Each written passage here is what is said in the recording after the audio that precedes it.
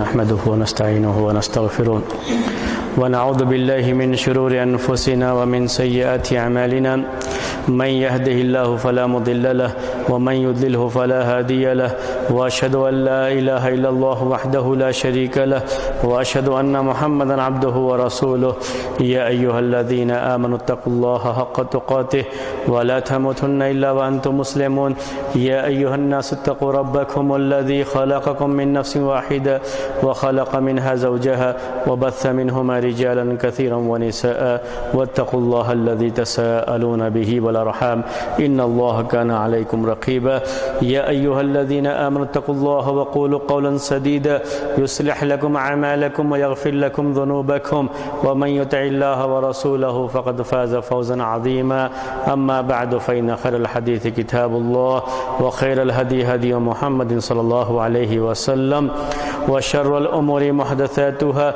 وكل محدثة بدعة وكل بدعة ضلالة وكل ضلالة في النار۔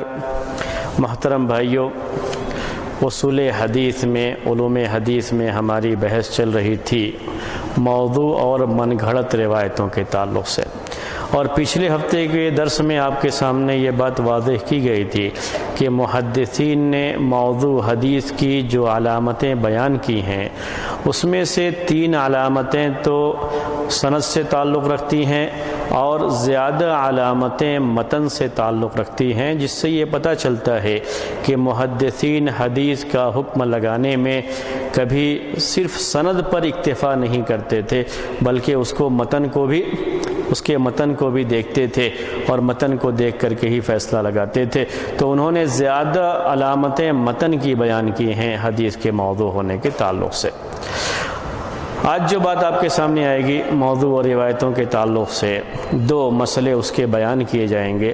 ایک تو شبہے کا جواب ہوگا، جو عام طریقے سے ڈاؤٹ لوگوں کو آتا ہے اس کا جواب ہوگا، اور دوسرا مسئلہ ہوگا اصل۔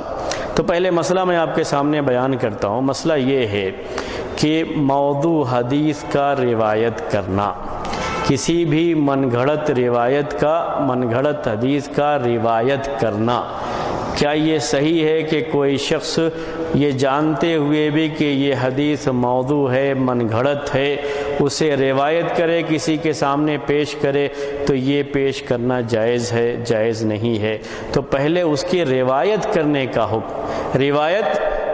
کا حکم، تو اس کے بارے میں یہ بات ذہن میں رکھیے کہ موضوع حدیث کی روایت کرنا حرام ہے، جائز نہیں ہے۔ کسی بھی حدیث کو جس کے بارے میں جانتے ہیں کہ یہ حدیث موضوع ہے، من گھڑت ہے، اس کو روایت نہیں کیا جا سکتا، اس کو لوگوں کے سامنے بیان نہیں کیا جا سکتا۔ یہی مطلب ہے روایت کرنے کا۔ تو موضوع حدیثوں کو لوگوں کے سامنے بیان نہیں کیا جا سکتا۔ ہاں، صرف بیان کرنے کی ایک ہی شکل ہے، وہ یہ ہے کہ یہ بتانے کے لیے لوگوں کو کہ ایسا کہنا، ایسا کرنا، ایسا جو لوگ کرتے ہیں، ایسا جو لوگ کہتے ہیں وہ ثابت نہیں ہے، حدیث موضوع ہے۔ حدیث کے موضوع ہونے کو بتانا ہے تب اس کو بیان کر سکتے ہیں، ورنہ بیان نہیں کر سکتے لوگوں کے سامنے۔ جیسے میں آپ کو مثالیں دوں، ابھی بات اس کی چلی کی جو ہے عاشورہ کے تعلق سے، تو میں عاشورہ کے تعلق سے آپ کو ایک مثال دیتا ہوں۔ جیسے بعض روایتوں میں یہ بیان ہے کہ عاشورہ کے دن کا روزہ یعنی 10ویں محرم کا روزہ یہ اس وجہ سے ہے کہ اسی دن نوح علیہ السلام کی کشتی جودی پہاڑ سے لگی تھی، جودی پہاڑ پر آ کر کے جو ٹھہری تھی۔ تو نوح علیہ السلام نے شکریہ میں روزہ رکھا، اس لیے اس دن کا روزہ رکھنا مشروع ہے، اور عاشورہ کی 10 تاریخ، محرم کی 10 تاریخ کو روزہ رکھنا چاہیے۔ یہ ایک بات ہے، لوگوں کے سامنے ہم بیان کریں تو یہ بیان کرنا صحیح نہیں ہوگا۔ ویسے یہ صرف ضعیف ہے، موضوع کے درجے کی نہیں ہے، لیکن پھر بھی ضعیف حدیث کا بھی وہی حکم ہے جو موضوع حدیث کا ہے، یعنی ضعیف حدیث ہو یا موضوع حدیث ہو اس کو لوگوں کے سامنے بیان نہیں کیا جا سکتا۔ ہاں اگر یہ بتانا صرف ہے کہ یہ حدیث ضعیف ہے، یہ حدیث موضوع ہے، تو یہ بتانے کے لیے آپ اسے ذکر کر سکتے ہیں کہ لوگوں کے یہاں اس طرح کی باتیں آ جاتی ہیں، لوگوں کے درمیان بیان کی جاتی ہیں، لوگ غلط بیان کرتے ہیں، اس پر تنبیہ کرنے کے لیے اسے بیان کریں تو یہ جائز ہے۔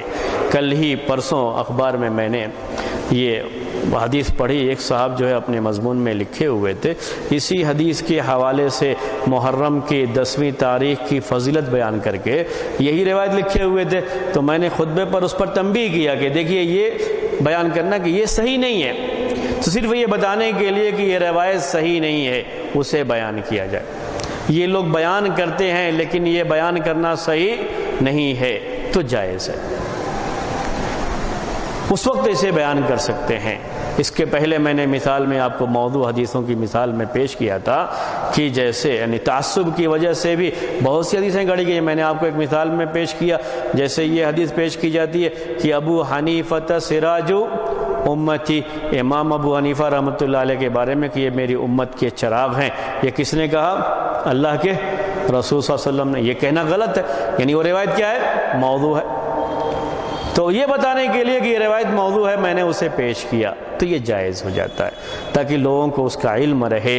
محدثین ایسا کیا کرتے تھے کہ جہاں وہ صحیح حدیثیں یاد کرتے تھے وہیں ضعیف اور موضوع روایتوں کو بھی یاد کرتے تھے، اسے بھی بیان کرتے تھے، تاکہ لوگوں کو یہ معلوم ہو کہ یہ موضوع ہے، من گھڑت ہے۔ تو صرف یہ بتانے کے لیے کہ یہ موضوع ہے، من گھڑت ہے، علم کے لیے لوگوں کے سامنے اسے بیان کیا جا سکتا ہے، اتنا ہی جائز ہے۔ لیکن بیان کر کے خاموشی اختیار نہیں کی جائے گی، یعنی ہم روایت تو بیان کر دیں اور آخر میں یہ نہ کہیں کہ یہ حدیث من گھڑت ہے، یہ حدیث موضوع ہے، یہ حدیث ضعیف ہے، خاموشی اختیار کر لیں تو جائز نہیں ہوگا۔ بیان کرنا ضروری ہے کہ یہ حدیث موضوع ہے، من گھڑت ہے۔ بات سمجھ میں آئی آپ کو؟ یہ تو صرف اسی شکل میں اسے بیان کرنا جائز ہے۔ اگر بیان کر کے خاموشی اختیار کرتے ہیں، لوگ سمجھتے ہیں یہ بھی حدیث ہے، یہ بھی ثابت ہے، تو ایسی صورت میں اس کا گناہ ہوگا، اس کا بیان کرنا حرام ہوتا ہے، کیونکہ لوگ اس کی وجہ سے گمراہ ہوتے ہیں اور اس کی وجہ سے وہ ایسا کرنے والا گناہ گار ہوگا، یعنی اللہ تبارک و تعالیٰ کے یہاں اس کی پکڑ ہوگی۔ یہ ہے مسئلہ یہ روایت کرنے کا۔ کبھی بھی موضوع یا کمزور روایتوں کو، ضعیف روایتوں کو صرف یہ بیان کرنے کے لیے کہ یہ ضعیف ہیں، موضوع ہیں، پیش کر سکتے ہیں بس۔ جہاں بیان کرنا ضروری نہ ہو وہاں بیان بھی نہیں کرنا چاہیے۔ میں نے کہا بھی محرم کا موقع ہے تو محرم کے تعلق سے بہت سی ضعیف اور غلط روایتیں پیش کی جاتی ہیں لوگوں کے سامنے، تو ان روایتوں کے تعلق سے یہ پیش کر سکتے ہیں کہ جو یہ لوگوں کے سامنے بیان کیا جا رہا ہے یہ غلط ہے، یہ ثابت نہیں ہے۔ جیسے ایک روایت یہ بھی محرم کی 10ویں تاریخ کے بارے میں کہ اسی دن اللہ تعالیٰ نے آدم علیہ السلام کو پیدا کیا، معجم طبرانی میں یہ روایت ہے، آدم علیہ السلام کو پیدا کیا، اسی دن اللہ تعالیٰ نے ان کو جنت سے نکالا، یعنی دنیا میں بھیجا۔ اس کی اہمیت بیان کرنے کے لیے یہ بات پیش کر دی جاتی ہے۔ اسی دن اللہ تعالیٰ نے ابراہیم علیہ السلام کو پیدا کیا۔ جو بھی اس طرح کی روایتیں ہیں یہ سب کی سب ضعیف ہیں، یہ بتانے کے لیے کہ یہ روایتیں ضعیف ہیں اگر کوئی پیش کرتا ہے تبھی جو ہے جائز ہوتا ہے، ورنہ جائز نہیں ہوتا ہے۔ اس کو صرف بیان کر کے چھوڑ نہیں دینا چاہیے۔ جو ثابت روایتیں ہیں ان کو بیان کرنا چاہیے، اور جو ضعیف روایتیں ہیں اگر کبھی موقع آ گیا بیان کرنے کا تو بیان کر کے لازمی طور پر یہ بیان کرنا چاہیے کہ یہ ضعیف ہیں، یہ موضوع ہیں۔ اگر ویسے ہی چھوڑ دیں گے تو پکڑے جائیں گے کل قیامت کے دن اللہ تبارک و تعالیٰ کے یہاں۔ اس کی دلیل یہ ہے کہ آدمی گنہگار ہوتا ہے اور پکڑا جائے گا اللہ تبارک و تعالیٰ کے یہاں۔ اس کی دلیل صحیح مسلم کی وہ حدیث ہے جو انہوں نے مقدمے میں بیان کیے۔ امام مسلم رحمۃ اللہ علیہ نے اپنی کتاب صحیح مسلم کے مقدمے میں اصول حدیث کی کچھ بنیادی باتیں پیش کی ہیں، انہوں نے اپنی کتاب میں پیش کی ہیں۔ اس میں سے ایک بات یہ بھی ہے کہ ضعیف اور موضوع روایتوں کو بیان کرنا صحیح نہیں ہے۔ اگر بیان کریں گے تو اس کے ساتھ کہ یہ ضعیف ہے، یہ موضوع ہے لوگوں کو یہ بتانے کے لیے بیان کر سکتے ہیں، اس کے لیے دلیل میں یہ حدیث پیش کی گئی۔ اسی حدیث سے معلوم ہوتا ہے کہ امام مسلم رحمۃ اللہ علیہ یہی بیان کرنا چاہتے ہیں۔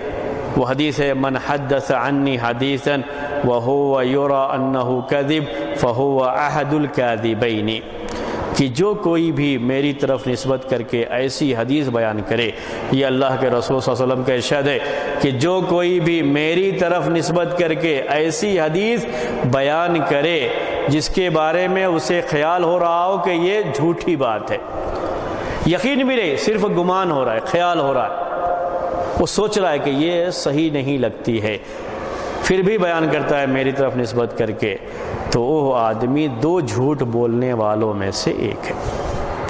ایک تو جس نے یہ حدیث گڑھ کر کے جھوٹی نسبت کی، اور دوسرا وہ جس نے اس جھوٹی حدیث کو روایت کیا، لوگوں میں پھیلایا ہو۔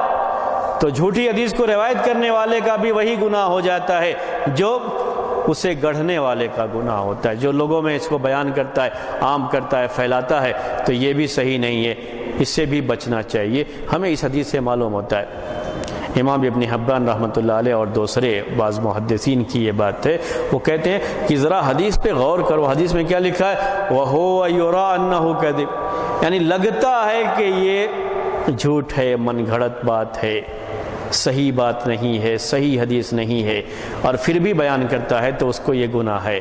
اور جب یقین ہو کہ یہ حدیث موضوع ہے، کمزور ہے، ضعیف ہے، پھر بھی بیان کرے تو کتنا بڑا گناہ ہوگا۔ یعنی یہ جانتے ہوئے پورے طریقے سے کہ یہ ایک موضوع روایت ہے، من گھڑت روایت ہے، ضعیف روایت ہے، پھر بھی لوگوں کے سامنے بیان کریں، بیان کر کے اس کے اوپر اس کا حکم کیا وہ بھی نہ بیان کریں کہ یہ حدیث ضعیف ہے یا یہ حدیث موضوع ہے، کچھ بھی نہ کہیں، تو اس کا گناہ بہت زیادہ ہوگا۔ یہ ہے اس حدیث کا مطلب۔ تو پہلا مسئلہ یہی تھا، آج مسئلہ آپ کے سامنے واضح ہو گیا کہ چاہے حدیث ضعیف ہو، چاہے حدیث موضوع ہو، اس کو لوگوں کے سامنے بیان نہیں کیا جائے گا۔ بیان کرنے کی صرف ایک ہی شکل ہے، وہ یہ ہے کہ لوگوں کو یہ بتانے کے لیے بیان کیا جائے کہ یہ حدیث ضعیف ہے، یہ حدیث من گھڑت ہے، تاکہ لوگ اس پر عمل نہ کریں، اسے لوگ بیان نہ کریں۔ ضعیف اور موضوع حدیثوں کا بھی علم ہونا چاہیے، علم ہونا چاہیے، یہ بات ذہن میں رہے۔ ایسا نہیں کہ اس کا علم ہی نہ ہو، لوگوں کو معلوم ہی نہ ہو۔ ہمارے اسلاف نے اور موجودہ زمانے میں بھی سلف صالحین نے بھی ایسی کتابیں لکھی ہیں جس میں صرف یہی بتایا ہے کہ یہ ثابت نہیں ہے۔ ابھی 5-6 جلدوں میں، بلکہ اس سے بھی زیادہ جو ہے جلدوں میں کتاب ایک جو ہے شائع ہوئی ہے، اس کا یہی ہے کہ وہ قصے لوگ جو بیان کرتے رہتے ہیں لیکن ثابت نہیں ہے، ان کو الگ سے بیان کر دیا تاکہ لوگوں کو معلوم ہو کہ یہ چیزیں ثابت نہیں ہیں۔ تو اس کا خیال کیا جائے گا، اس کو بیان کیا جائے گا، اس کی اہمیت ہے۔ محدثین نے بھی یہ کام کیا کہ ان حدیثوں کو بیان کیا جو حدیثیں من گھڑت ہیں، ضعیف ہیں، موضوع ہیں، اسے الگ سے بھی بیان کیا ہے، اپنی کتابوں میں بھی بیان کیا، الگ سے کتاب لکھ کر کے بھی بیان کیا۔ اس سے پہلے بھی میں نے آپ کو بتایا تھا کہ امام ابن جوزی رحمۃ اللہ علیہ، بڑے مشہور امام، انہوں نے ایک مستقل کتاب، بڑی سی کتاب لکھی ہے کئی جلدوں میں، اس کا نام رکھا ہے الموضوعات الکبری، عربی میں یہ نام ہے، اردو میں اس کا مطلب ہوتا ہے کہ اس کتاب میں صرف ان روایتوں کو بیان کریں گے جو اللہ کے رسول صلی اللہ علیہ وسلم کی طرف جھوٹی نسبت کر کے بیان کی گئی ہیں، موضوع روایتیں، ضعیف روایتیں، صرف انہی کو بیان کریں گے۔ تو انہی روایتوں کو بیان کرنے کے لیے پوری ایک کتاب لکھی انہوں نے۔ تو ہمارے اسلاف نے، محدثین نے یہ کام کیا ہے۔ آج کے دور میں بھی آپ جانتے ہیں شیخ البانی رحمۃ اللہ علیہ نے ابھی جلدی جہاں سلسلہ ان حدیثوں کا لکھا جو صحیح ہیں، وہیں ان حدیثوں کے تعلق سے بھی لکھا جو حدیثیں ضعیف اور موضوع ہیں، جس کو ہم ضعیفہ موضوعہ کہتے ہیں، اس کو سلسلہ صحیحہ کہتے ہیں۔ تو محدثین نے اس کا بڑا اہتمام کیا ہے بیان کرنے کا، یہ ضروری بھی ہے۔ یعنی ایسا نہیں کہ ہم کو موضوع حدیثوں کا علم ہونے کی کوئی ضرورت نہیں ہے، ہمیں جیسے صحیح حدیثوں کا علم چاہیے ویسے ہی ہمیں ضعیف اور موضوع حدیثوں کا بھی ہمارے پاس علم ہونا چاہیے۔ امام بخاری رحمۃ اللہ علیہ اپنے بارے میں کہتے ہیں کہ مجھے 1 لاکھ صحیح حدیثیں اور 2 لاکھ ضعیف اور موضوع حدیثیں یاد ہیں۔ وہ باقاعدہ اس کو یاد کرتے تھے۔ کیوں ایسا کرتے تھے؟ اس سلسلے میں حذیفہ بن یمان رضی اللہ تعالیٰ عنہ کی ایک مشہور حدیث ہے، اسے ہمیشہ ہمیں اپنے سامنے رکھنا چاہیے۔ وہ حدیث یہ ہے، وہ کہتے ہیں کہ لوگ تو اللہ کے رسول صلی اللہ علیہ وسلم سے خیر کے بارے میں پوچھتے تھے، نیکی کے کاموں کے بارے میں پوچھتے تھے، اور میں شر کے بارے میں پوچھتا تھا، برائی کے بارے میں، کہ کہیں ایسا نہ ہو کہ جب ہمیں شر نہیں معلوم ہوگا، برائی نہیں معلوم ہوگی، تو کہیں ہم خیر سمجھ کر کے اس پر عمل نہ کر لیں۔ تو جہاں توحید معلوم ہونا ضروری ہے وہاں کو بھی جاننا ضروری ہوتا ہے، یہ جو ہے باقاعدہ بات کہی جاتی ہے۔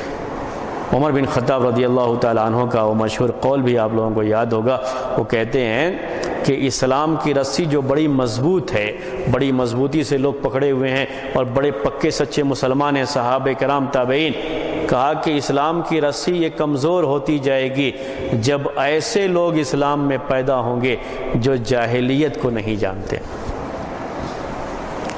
جو جاہلیت کو جانتے تھے وہ اسلام میں آئے تو وہ بڑی مضبوطی کے ساتھ اس کو پکڑے ہوئے ہیں، لیکن جو جاہلیت نہیں جانتے رہیں گے اور وہی یعنی اسلامی ہی اس میں وہ ماحول میں پیدا ہوئے، اسی میں پلے بڑے ہیں، وہ جاہلیت کو نہیں جانتے ہیں، تو وہاں سے اسلام کی رسی کمزور ہونا شروع ہو جائے گی۔ یہ حقیقت ہے۔ مطلب کیا ہے؟ اسلام جاننے کے لیے ہمیں کیا جاننا ضروری ہے؟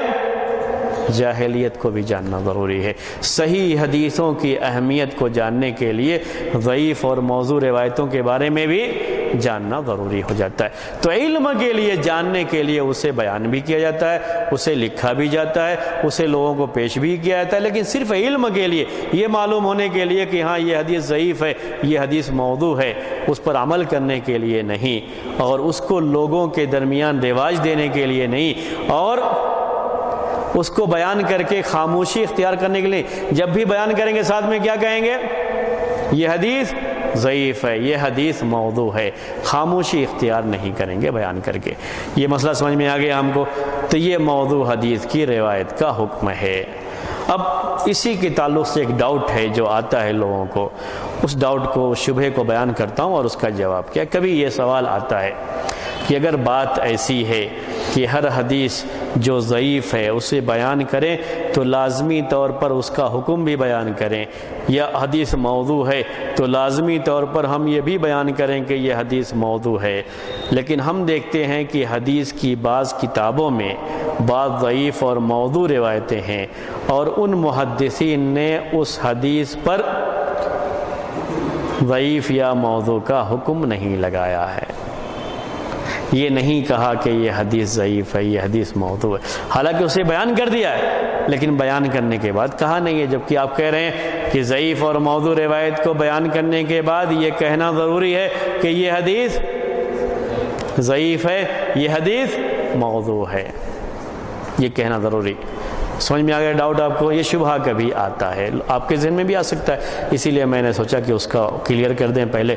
یہ مسئلہ یہ ہے ایسا، سنن ابن ماجہ میں آپ جائیں گے تو بعض حدیثیں ضعیف ملیں گی، اور امام ابن ماجہ نے اس کو بیان کرنے کے بعد کچھ نہیں کہا۔ جامع ترمذی میں بعض حدیثیں ضعیف ہیں تو امام ترمذی نے اسے ضعیف کہا بھی ہے، لیکن بعض حدیثیں ضعیف ہیں لیکن انہوں نے کچھ کہا نہیں وہاں پر۔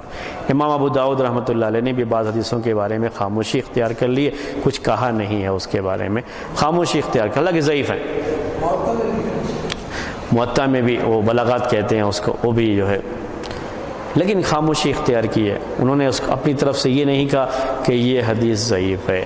یعنی یہ آپ دیکھیں گے کہ جو پرانے محدثین ہیں ان کے یہاں حدیث پر حکم لگانا، یعنی حدیث پیش کرنے کے بعد یہ بھی بیان کرنا کہ یہ صحیح ہے، ضعیف ہے، کم رہا ہے، ان کے یہاں وہ چیز کم پائی جاتی ہے۔ تو کبھی یہ ڈاؤٹ آتا ہے، لوگوں کو پریشانی ہوتی ہے۔ اس کا جواب یہی ہے کہ جب کوئی محدث کسی حدیث کو اس کی سند کے ساتھ پیش کر دیتا ہے تو اس کی ذمہ داری ختم ہو جاتی ہے، اس کی سند کے ساتھ، کیونکہ سند پڑھنے سے معلوم ہو جائے گا لوگوں کو کہ یہ ضعیف ہے یا موضوع ہے یا صحیح ہے۔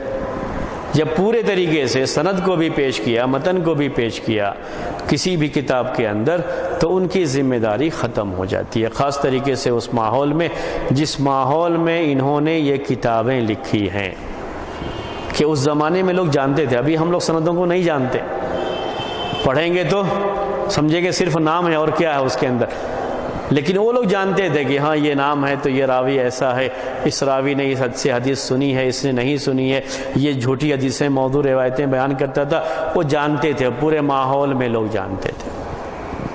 میں نے جب شروع کیا تھا آپ کو علم حدیث کا یہ درس، اس میں یہ سلف میں تابعین اور تبع تابعین میں اس طرح کی میں نے بعض مثالیں دی تھی کہ ایک عام آدمی بھی ایسا سوال کرتا تھا ان سے، اچھا تو آپ یہ بیان کریں تو آپ نے کس سے سنا ہے، آپ کو کہاں سے یہ حدیث ملے؟ ایک عام آدمی بھی سند کے تعلق سے سوال کرتا، ایک عام آدمی بھی اتنی بات جانتا تھا، سمجھتا تھا، وہ باقاعدہ سوال کرتا تھا ان سے اس کے بارے میں۔ تو اس زمانے میں چونکہ اس کا علم تھا، تو جب سند پڑھیں گے ساتھ میں اس حدیث پڑھیں گے تو ان کو معلوم ہو جائے گا کہ یہاں یہ حدیث ضعیف ہے یا موضوع ہے، تو الگ سے حکم بیان کرنے کی ضرورت پیش نہیں آتی تھی۔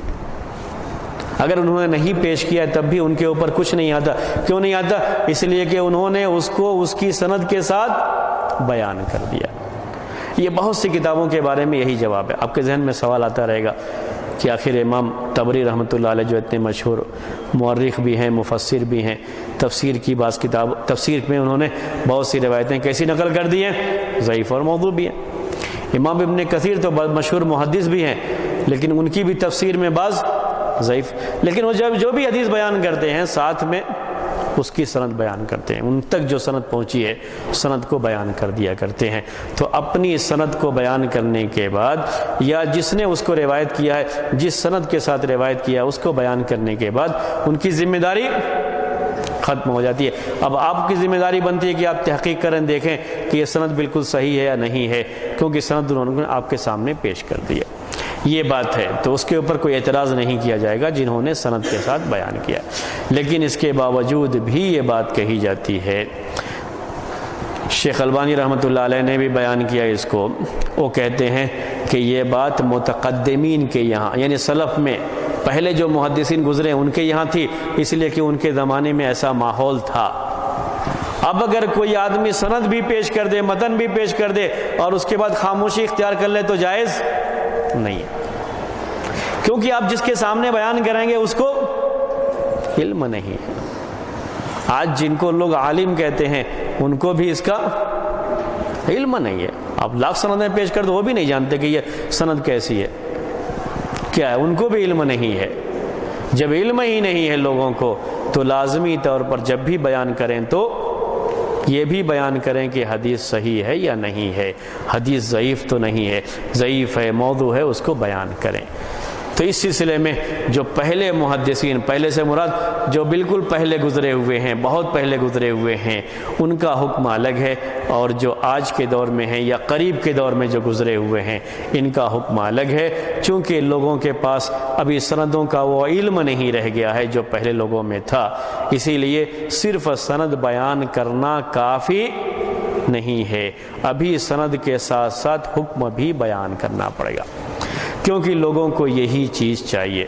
اسی لیے جب ہم یہ باتیں پیش کرتے ہیں تو ہمیں امام بخاری رحمۃ اللہ علیہ کی اور ان کے طریقے کی بڑی یاد آتی ہے۔ امام بخاری رحمۃ اللہ علیہ، امام بخاری رحمۃ اللہ علیہ سے پہلے جتنی بھی حدیث کی کتابیں لکھی گئی تھیں، ساری حدیث کی کتابیں صرف صحیح حدیثوں کو جمع کر کے نہیں لکھی گئی ہیں۔ ایک محدث کے پاس جو حدیثیں آئیں، جو ان کو معلوم ہوئی، انہوں نے اسے لکھا ہے۔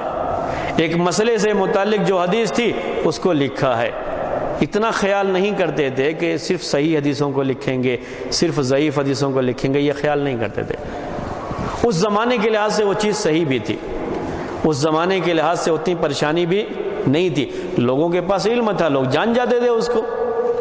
لیکن اس چیز کو امام بخاری رحمۃ اللہ نے پہلے بھانپ لیا کہ اگر ایسے ہی ہم کرتے رہے، یعنی ایک ہی کتاب میں صحیح حدیث بھی ہے اور ضعیف حدیث بھی ہے، تو بعد میں آنے والوں کو پریشانی ہو سکتی ہے، اس لیے ہم کیوں نہ ایسی کوئی کتاب لکھیں جس میں صرف صحیح حدیثیں ہوں۔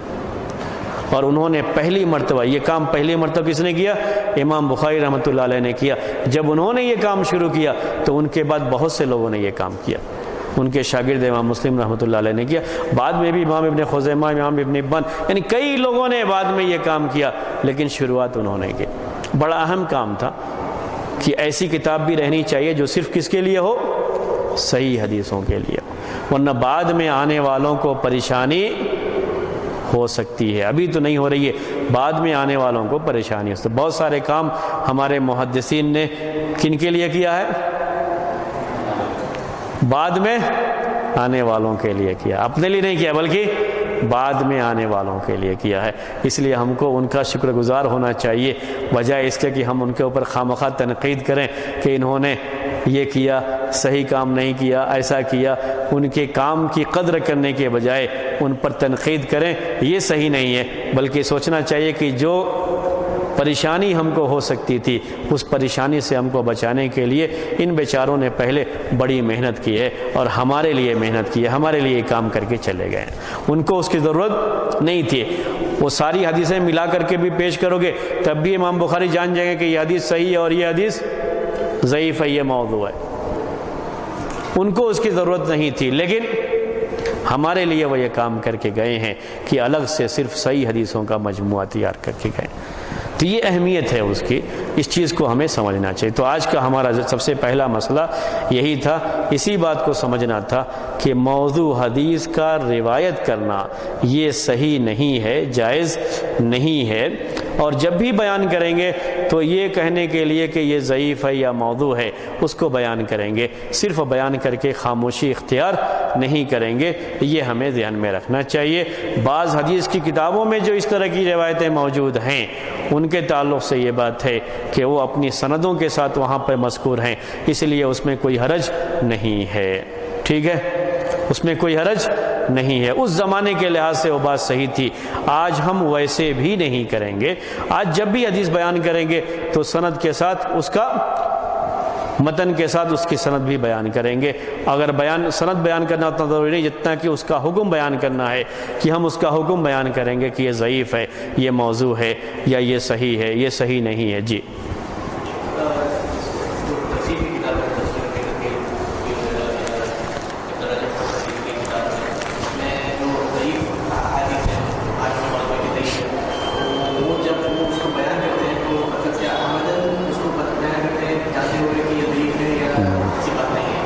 جی، یہ ایک دوسرا سوال ہے اور بڑا اہم سوال ہے۔ اچھا ہوا کہ یہ سوال آگے تاکہ وہ مسئلہ بھی آپ کے سامنے واضح ہو جائے، ورنہ وہ میرے ذہن میں وہ نہیں تھا۔ ابھی جو میں نے آپ کے سامنے آج جو پیش کرنا تھا درس میں، یہ چیز میں نے نہیں سامنے رکھی تھی، لیکن اس سوال کے ذریعے سے وہ چیز بھی آپ کے سامنے کلیئر ہوگی۔ اب سوال یہ ہے کہ انہوں نے پیش کیوں کیا اس کو؟ نہیں، وہ جانتے تھے کہ یہ کیا ہے؟ ضعیف ہے، یہ موضوع ہے، انہوں نے پیش کیوں کیا؟ کیوں اپنی کتاب میں اسے ذکر کیا؟ یہ ایک سوال آتا ہے، کیوں ذکر کیا انہوں نے اپنی کتاب میں؟ اس سلسلے میں ضعیف اور موضوع روایتوں کے تعلق سے دونوں کو الگ الگ کر کے پیش کریں گے۔ جہاں تک موضوع حدیثوں کا معاملہ ہے، موضوع روایتوں کا معاملہ ہے، تو کبھی کبھی محدثین اس کو اس لیے پیش کرتے تھے صرف یہ بتانے کے لیے کہ اس مسئلے میں یہ ایک موضوع روایت بھی بیان کی جاتی ہے، لیکن وہ حکم نہیں لگاتے۔ چونکہ سند بیان کرتے تو ان کے ذہن میں کیا ہوتی تھی بات کہ سند سے لوگ یہ بات سمجھ جائیں گے کہ یہ حدیث اس درجے کی ہے، موضوع کے درجے کی ہے۔ ضعیف حدیثوں کا جہاں تک معاملہ ہے اس کو کیوں بیان کیے؟ زیادہ تر وہ کتابیں جو میں نے ابھی آپ کو بیان کی، یعنی جیسے سنن ترمذی ہے، سنن ابی داؤد ہے، سنن نسائی ہے، سنن ابن ماجہ ہے، یا مسند احمد ہے، یا موطا مالک ہے، اس طرح کی کتابوں میں جو ضعیف، زیادہ ضعیف کا مسئلہ، موضوع روایتیں زیادہ یہ لوگ بیان نہیں کرتے، یعنی کبھی ایک آدھ حدیث کے بارے میں یہ اختلاف ہے کہ یہ موضوع ہے یا نہیں ہے۔ مسند احمد کے بارے میں باقاعدہ یہ مسئلہ ہے کہ مسند احمد میں کوئی موضوع حدیث ہے یا نہیں ہے۔ تو بعض حدیثوں کو امام ابن جوزی رحمۃ اللہ علیہ نے مسند احمد کی اپنی کتاب الموضوعات میں بیان کیا، جیسے وہ لگتا ہے کہ وہ اس کو موضوع مانتے ہیں لیکن دوسرے لوگ اسے ضعیف مانتے ہیں۔ تو حافظ ابن حجر رحمۃ اللہ علیہ نے باقاعدہ ایک کتاب لکھی اسی کے بارے میں کہ مسند احمد کا دفاع کیا انہوں نے کہ اس میں موضوع روایتیں نہیں ہیں بلکہ کیا ہیں، وہ ضعیف درجے کی روایتیں ہیں۔ تو ضعیف درجے کی جو روایتیں یہ لوگ بیان کرتے ہیں اپنی کتاب میں، تو اس کی دو شکلیں ہوتی ہیں۔ کبھی ایک وجہ اس کی یہ ہوتی ہے صرف یہ بتانے کے لیے کہ یہ ضعیف حدیث بھی ہمیں معلوم ہے اس مسئلے میں، ایک صحیح حدیث ہے اس مسئلے کی، وہ ہم نے بیان کر دیا آپ کے سامنے، ساتھ میں اس مسئلے میں ایک ضعیف حدیث ہے، اسے بھی ہم نے آپ کے سامنے بیان کر دیا، کہ کل کو آنے والا آدمی یہ نہ کہے کہ ان کو تو یہ حدیث معلوم تھی وہ بیان کر دیا، دوسری حدیث معلوم ہی نہیں تھی اس لیے بیان نہیں کیا۔ اگر مسئلے میں کوئی خلاف حدیث بھی رہتی ہے جو ضعیف ہوتی ہے تو ساتھ میں اس کو بھی بیان کر دیتے ہیں۔ محدثین کے ہاں اصطلاح میں اس کو کہتے ہیں احادیث ضدیہ، یعنی ایک مسئلے میں جو حدیث ہے اس کے اپوزٹ، ضد کا مطلب اپوزٹ، اس کے اپوزٹ میں اگر کوئی حدیث ہوتی ہے تو اس کو بھی بیان کر دیتے ہیں، اگرچہ کہ وہ ضعیف ہوتی ہے۔ وہاں پہ مقصد اس پر عمل کرنا نہیں ہوتا ہے، بلکہ مقصد ہوتا ہے کہ اس پر عمل نہ کیا جائے، کیونکہ اس کے اپوزٹ میں جو حدیث بیان کی ہے وہ صحیح ہے، اس پر عمل کیا جائے اور اس حدیث پر عمل نہ کیا جائے، تو کبھی اس مقصد کے لیے بھی اس کو پیش کر دیتے ہیں۔ تو حدیث جو ضعیف ہے، یہ جانتے ہوئے کہ یہ ضعیف ہے، اس کو جو پیش کرتے ہیں ان کے یہ مقصد ہوتے تھے پیش کرنے کے لیے، مقاصد ان کے اور بھی ہوتے لیکن یہی واضح قسم کا مقصد ہے۔ اس کو عربی میں جب لکھا جاتا ہے اس مسئلے کو بیان کرتے کہا جاتا ہے احادیث ضدیہ، یعنی اپوزٹ، اس کے اپوزٹ احادیث، جو صحیح احادیث ہیں جس سے مسئلہ ثابت ہو رہا ہے اس کے جو اپوزٹ احادیث ہیں اس کو بھی وہ پیش کر دیا کرتے تھے، ان کا ایک طریقہ تھا یہ۔ بلکہ امام بخاری رحمۃ اللہ علیہ نے صحیح بخاری میں بھی بعض اس طرح کی جو ہے روایتوں کو ذکر کیا ہے، جس کو ہم اس میں شاذ کہتے ہیں، محدثین کی اصطلاح میں شاذ کہتے ہیں، اس کو انہوں نے بھی اس طرح کے پیش کی، صرف یہ بتانے کے لیے کہ ہمیں اس کا بھی علم ہے، کل کو کوئی یہ نہ کہے کہ نہیں ان کو یہ معلوم تھا تو وہ بیان کر دیا، اس کے مقابلے کی جو حدیث تھی جو اپوزٹ تھی وہ معلوم ہی نہیں تھی اس لیے بیان نہیں کیا۔ جہاں معاملہ بڑا قریب کا ہوتا ہے لوگ ایسا کہہ سکتے ہیں تو وہاں اس کو بھی بیان کر دیا کرتے تھے، تاکہ لوگوں کو معلوم ہو کہ ہماری نگاہوں سے یہ حدیثیں بھی اوجھل نہیں تھی، ہم اسے بھی جانتے تھے، ہمارے پاس اس کا بھی علم تھا، پہلے کا بھی علم تھا اور اس کا بھی علم تھا، دونوں کا ہمارے پاس علم تھا۔ تو یہ بھی معاملہ ہے اس کے ضعیف حدیثوں کے تعلق سے۔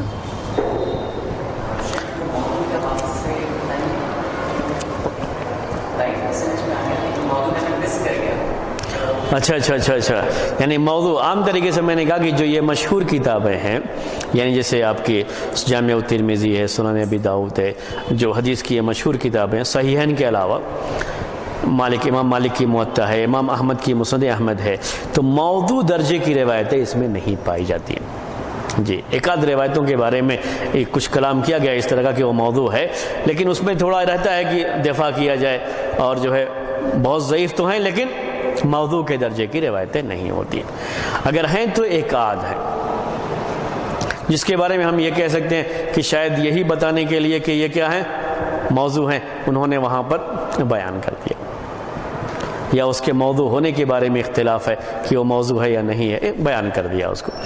ہاں، ضعیف حدیثوں کا مسئلہ ہے کہ ان کتابوں میں ضعیف حدیثیں ہیں، جو احکام کے اندر احادیث آتی ہیں اس میں کوئی نہ کوئی حکم ہوتا ہے، اس کے خلاف بھی کوئی حدیث ہوتی ہے، تو اس کے خلاف جو حدیث ہوتی ہے بالکل صحیح ہوتی ہے وہ بھی پیش کرتے ہیں، ساتھ میں یہ حدیث بھی پیش کر دیتے ہیں، یہ بتانے کے لیے کہ ہمیں اس کا بھی علم ہے اور اس کے جو اپوزٹ میں ہے اس کا بھی علم ہے۔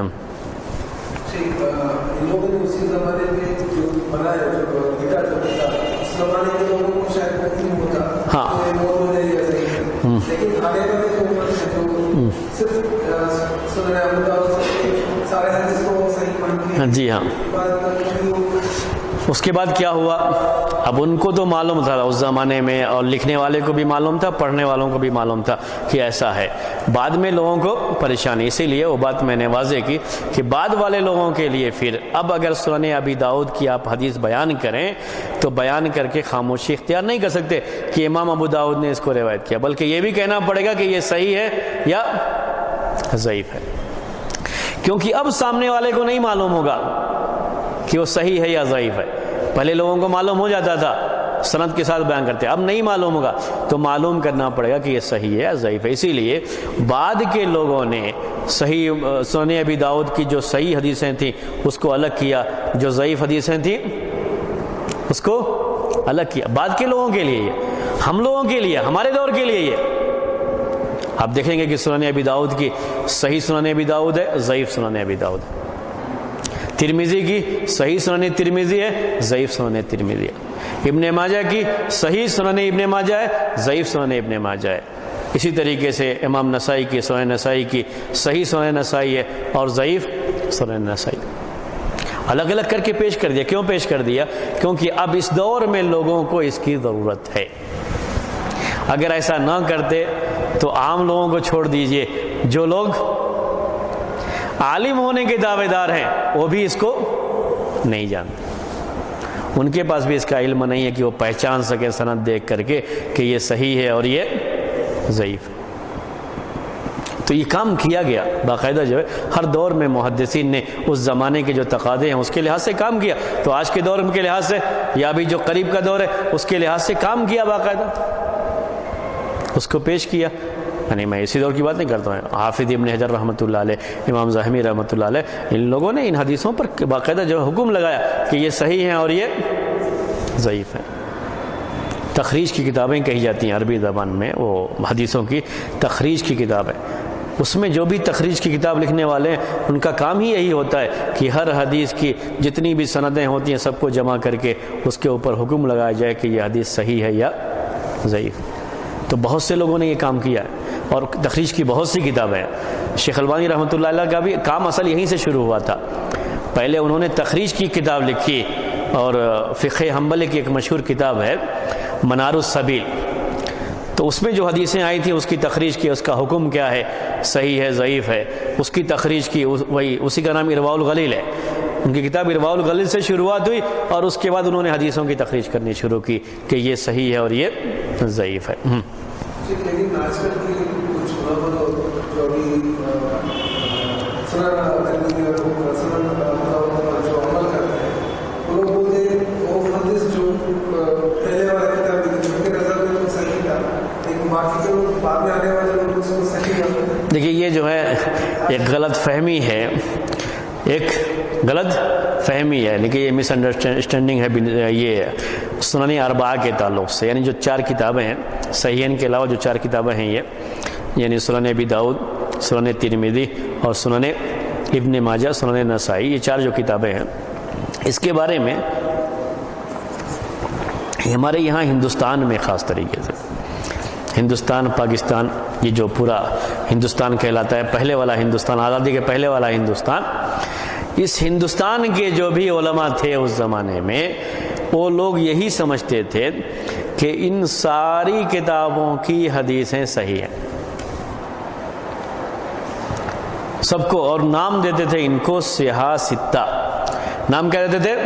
صحاح ستہ۔ اس کا مطلب کیا ہوتا ہے اردو میں کہ حدیث کی 6 صحیح کتابیں۔ حالانکہ محدثین کے یہاں جو لفظ تھا وہ صرف صحیح بخاری اور صحیح مسلم کے بارے میں تھا، صحیح کا لفظ، اس کو صحیحین کہتے ہیں، یعنی صحیح بخاری اور صحیح مسلم۔ یہ ترمذی، ابو داؤد اور نسائی اور ابن ماجہ کے لیے لفظ صحیح کا لفظ نہیں تھا، لیکن کیا کہا؟ صحاح ستہ۔ اس کی وجہ سے بعض لوگوں کو یہ غلط فہمی ہو گئی کہ ان کتابوں کی بھی جو حدیثیں ہیں وہ بھی کیا ہیں؟ صحیح ہیں، حالانکہ ایسا نہیں ہے، بلکہ سنن ابن ماجہ میں تو ضعیف حدیثوں کی تعداد بہت زیادہ ہے۔ سب سے زیادہ ضعیف حدیثیں ان 4 کتابوں میں کس میں ہیں؟ سنن ابن ماجہ میں، ترمذی میں ہیں، اس کے بعد پھر سنن نسائی میں، اور اس کے بعد سنن ابی داؤد میں۔ یہ ترتیب ہے ضعیف ہونے کے لحاظ سے۔ عام طریقے سے یہ ہندوستان میں کچھ کتابیں لکھی گئی ہیں، انہی کتابوں میں سیاستہ کا لفظ ملتا ہے،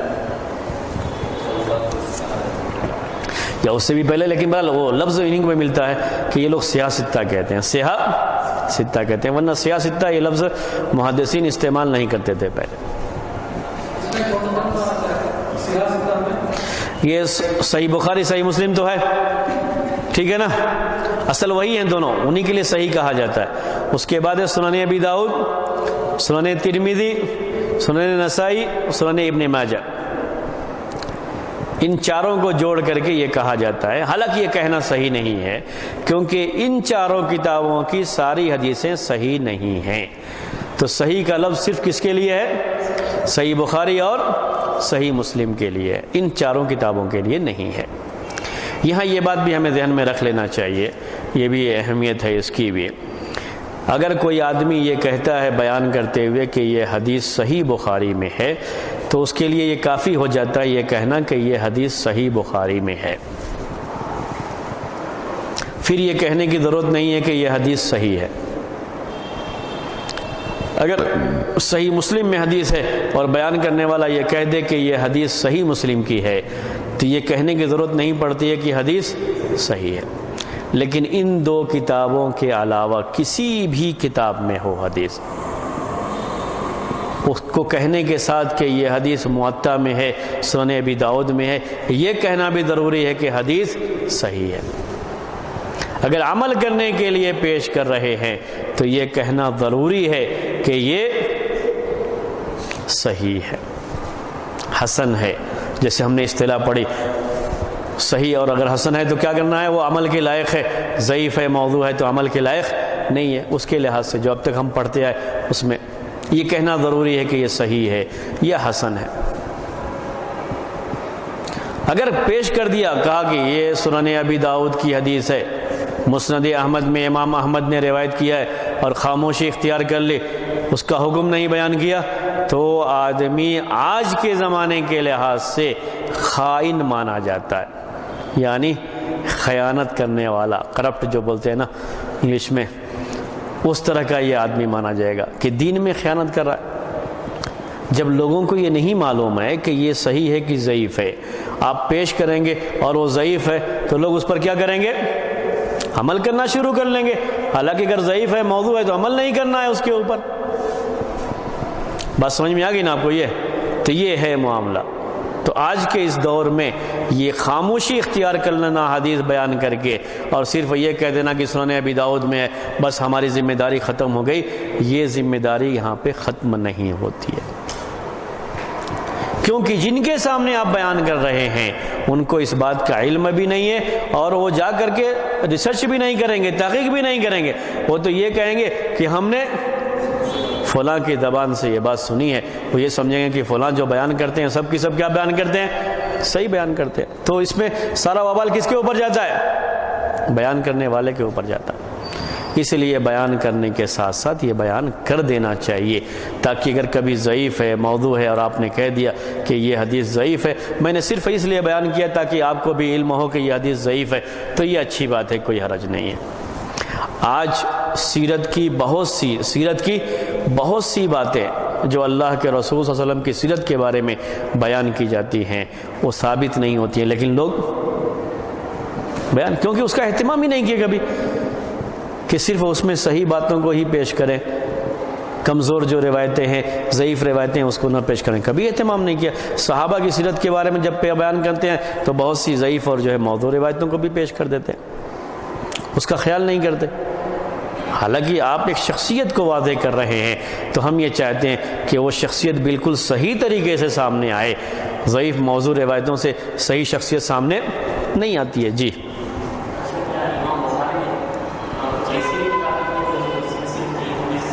اس میں صحیح اور ضعیف دونوں ہیں، ایسی بھی ہیں۔ جی صرف صحیح بخاری ہی ایک ایسی کتاب ہے ان کی جس میں انہوں نے پورا خیال کیا کہ صرف کس کو بیان کریں گے؟ صحیح۔ اس میں بھی بعض حدیثیں ایسی آتی ہیں جو ان کی کتاب کا مقصد نہیں، جو حدیثیں جمع کی ہیں انہوں نے، اس کا کبھی کبھی بعض لوگ اس طریقے سے بھی خیانت کر جاتے ہیں کہ یہ کہتے ہیں کہ یہ حدیث صحیح بخاری میں ہے، لیکن یہ نہیں بیان کرتے ہیں کہ امام بخاری نے اسے کیسے بیان کیا، تو بھی خیانت ہے۔ یہ اصل انہی حدیثوں کے بارے میں یہ حکم ہے جو حدیثیں امام بخاری اپنی سند کے ساتھ پورے بیان کرتے ہیں، تو سب کی سب صحیح ہیں۔ ورنہ صحیح بخاری میں بعض ایسی بھی روایتیں ہیں جو امام بخاری پوری سند نہیں بیان کرتے ہیں، جسے معلق کہا جاتا ہے، یعنی وہ ایک الگ قسم ہوتی ہے حدیثوں کی، پوری نہیں بیان کرتے ہیں۔ معلق پہلے آیا تھا نا آپ کو کہ سند کے شروع میں سے کچھ راویوں کو حذف کر دیا جاتا ہے، ضعیف حدیثوں کی قسموں میں سے میں نے بیان کیا تھا، ایسی بھی صحیح بخاری میں روایت ہے، لیکن امام بخاری نے اس کو ویسے ہی پیش کیا ہے، اس سے تائید ہوتی ہے اس مسئلے کی جس مسئلے کو انہوں نے پیش کیا ہے، لیکن اس کو دلیل کے طور پر نہیں پیش کیا ہے اسے۔ یہ نہیں کہیں گے کہ ہاں یہ تو صحیح بخاری میں نہیں، صحیح بخاری میں ہے لیکن وہ صحیح نہیں ہے، امام بخاری نے اس کو صحیح ہونے کے لحاظ سے نہیں پیش کیا ہے۔ وہ کوئی بھی پڑھنے والا سمجھ جاتا ہے، جیسے میں نے پہلے آپ سے کہا کہ معلق ہے، سند میں راوی حذف ہے تو کوئی بھی آدمی پہچان لیتا ہے اس کو، بہت واضح ہوتی ہے وہ چیز، تو کوئی بھی کہہ سکتا ہے کہ یہ صحیح نہیں ہے، یا تحقیق کرے گا اس کے بارے میں، جو بھی ہے اس کے تعلق سے کرے گا۔ تو امام بخاری جو حدیثیں اپنی سند کے ساتھ اپنی شرط کے مطابق پیش کرتے ہیں، انہی حدیثوں کے بارے میں یہ حکم ہوتا ہے کہ یہ سب کی سب صحیح ہیں، اس پہ کلام نہیں کیا جائے گا۔ امام بخاری کی کتاب الادب المفرد ہے، الادب المفرد، اس میں امام بخاری رحمۃ اللہ علیہ نے جو حدیثیں پیش کی ہیں اس میں سے بعض حدیثیں ضعیف بھی ہیں، کیونکہ اس میں انہوں نے یہ نہیں کہا کہ میں صرف صحیح حدیثیں بیان کروں گا، چونکہ ان کو صحیح بھی یاد ہیں اور ضعیف بھی یاد ہیں۔ ان کی ایک دوسری کتاب ہے قراء خلف امام، اسی طریقے سے خلق و افعال العباد، تو بہت سی کتابیں ان کی حدیث کی ہیں۔ ہر حدیث میں، ہر کتاب میں انہوں نے یہ خیال نہیں کیا ہے کہ صرف صحیح حدیثیں جمع کریں گے، یہ کام صرف اسی میں کیا ہے، صحیح بخاری جسے ہم کہتے ہیں، اسی لیے اس کی اہمیت بہت زیادہ ہے، اس کی اہمیت بہت زیادہ ہے، اور اس جیسی صحیح کتاب دنیا میں کوئی اور نہیں ہے، وہ ایک الگ مسئلہ ہے۔ ابھی آپ کے سامنے یہ بات موضوع حدیثوں کے تعلق سے آئی۔ ضعیف اور موضوع حدیث کے تعلق سے ایک اور بات ہے کہ ضعیف اور موضوع حدیث کو دلیل کے طور پر پیش کر سکتے ہیں یا نہیں، اس سے دلیل لے سکتے ہیں یا نہیں۔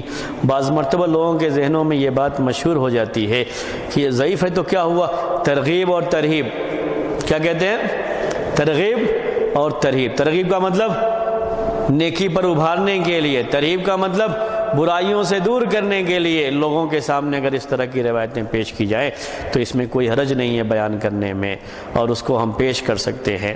انشاءاللہ آئندہ ہفتے کے درس میں آپ کے سامنے یہ مسئلہ آئے گا ضعیف اور موضوع روایتوں کے تعلق سے، ٹھیک ہے؟